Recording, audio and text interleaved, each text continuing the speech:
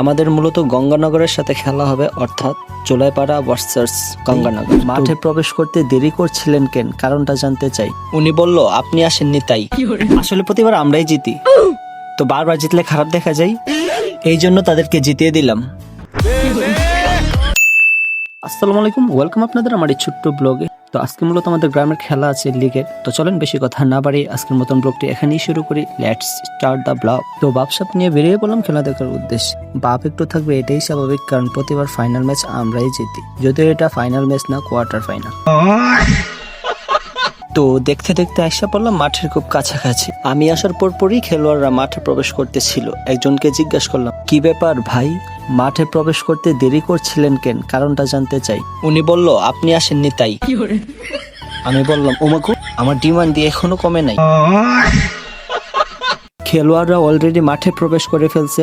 আমাদের মূলত গঙ্গানগরের সাথে খেলা হবে, অর্থাৎ চোলাইপাড়া ভার্সেস গঙ্গানগর। তো বিকাল গনিয়ে আসছে। হ্যাঁ ভাই, আমি এটা বলতে চাইছিলাম, কিন্তু আপনি আমার পক্ষ থেকে বলে দিয়েছেন, এই জন্য আপনাকে ধন্যবাদ দিয়ে ছোট করব না, আমার পক্ষ থেকে থ্যাংকু। আশেপাশে জনগণের কথা করতে ছিল মাথা ব্যথা, তাই চুটকি দিয়ে প্লেয়ারগুলোকে সাজিয়ে দিলাম।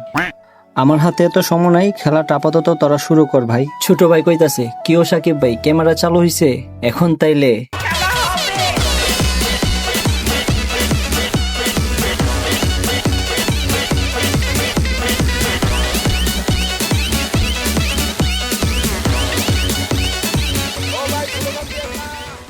মাঠের মধ্যে আমাকে বসার জন্য জায়গা না দেওয়াই দাঁড়িয়ে খেলা দেখতে হয়েছিল, যার কারণে আমার পা ব্যথা শুরু করছে। তাই ভাবলাম যে আর খেলা দেখবো না, খেলাটা এখানেই ক্লোজ করে দিই। তাই চুটকি মেরে খেলাটা ক্লোজ করে দিলাম।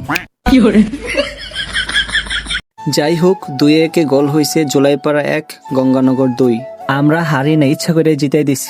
আসলে প্রতিবার আমরাই জিতি, তো বারবার জিতলে খারাপ দেখা যায়, এই জন্য তাদেরকে জিতিয়ে দিলাম।